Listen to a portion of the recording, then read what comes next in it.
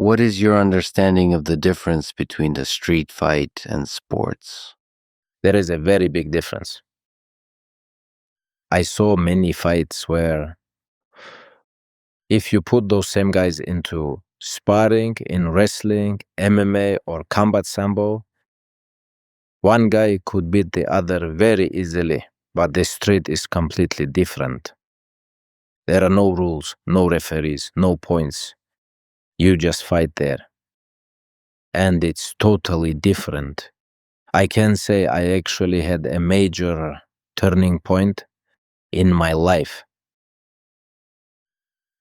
Let's say the one that in terms of psychology really changed my whole attitude towards MMA. Back in 2002, 2003, my father kept me in wrestling. He trained MMA, combat sambo, but wanted me to stay in wrestling. My cousin, who was older than me by a couple of months, he was training with my father. His freestyle wrestling was weak, so my father sent him to me, to the place where I was training. It was called the School of Higher Sports Mastery. The local guys from the city know this place. He came to practice and got into it with a guy in our gym who was heavier, maybe one class heavier. This guy was the best in his weight, winning Dagestan and the city too. So they got into a conflict. They were arguing. My brother had just joined. He was new to our freestyle wrestling gym, right? But I knew the other guy well. They paired up and they got into it. Well, that's my brother, right?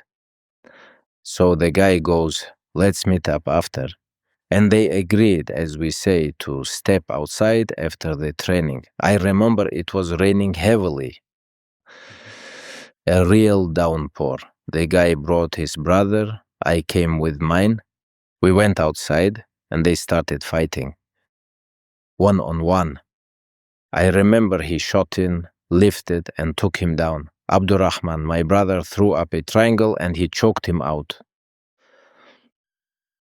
When we went out, I was thinking Abdurrahman will lose to this guy. I even visualized it happening. The whole thing, like this guy beats him and then I start fighting. Well, I'm not going there for my brother to lose.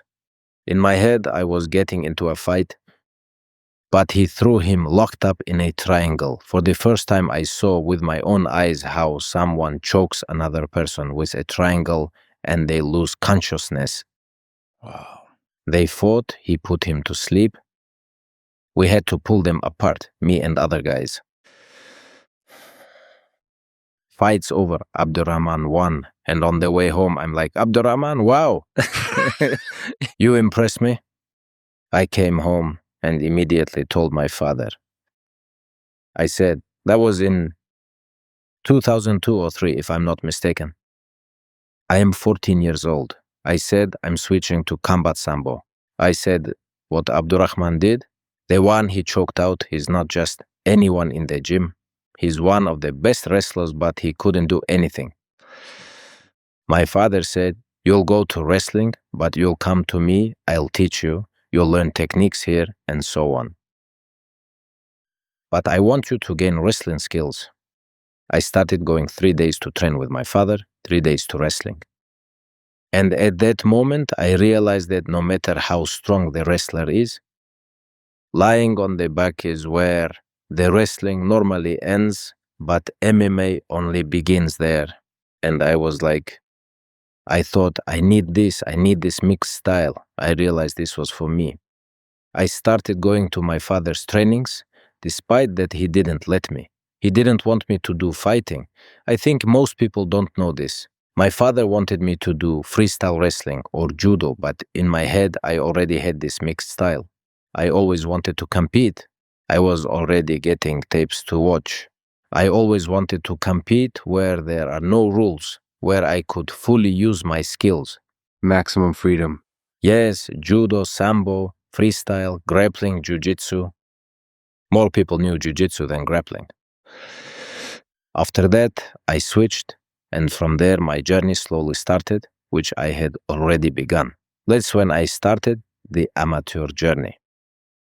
Then when I started getting good results as an amateur, I realized that I can switch to pro and achieve success Sambo. in combat sambo.